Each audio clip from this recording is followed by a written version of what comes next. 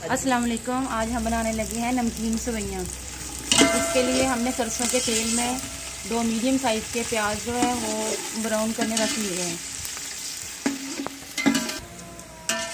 प्याज ब्राउन हो गया है, अब हम इसमें नमक और ज़ीरा डाल देंगे। आलू डालेंगे इसमें। आलूओं को हल्का सा फ्राई कर लेंगे। आलूओं को हमने भून लिया था, अब उसमें शिमला मिर्च डाल दी है। अब इसमें पानी डाल देना है।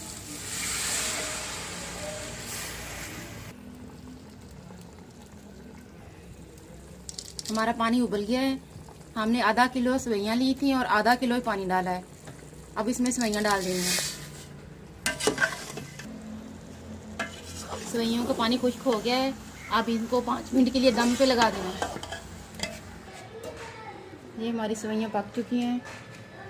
हमने इनका दम खोल दिया है। चेक करें, ऐसी बनी है।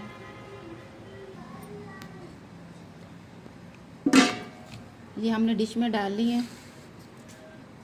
बहुत अच्छी बनी है। आप भी बनाएं और एंजॉय करें। हमारे चैनल को सब्सक्राइब करना, लाइक करना और शेयर करना ना भूलना। अल्लाह हाफिज़।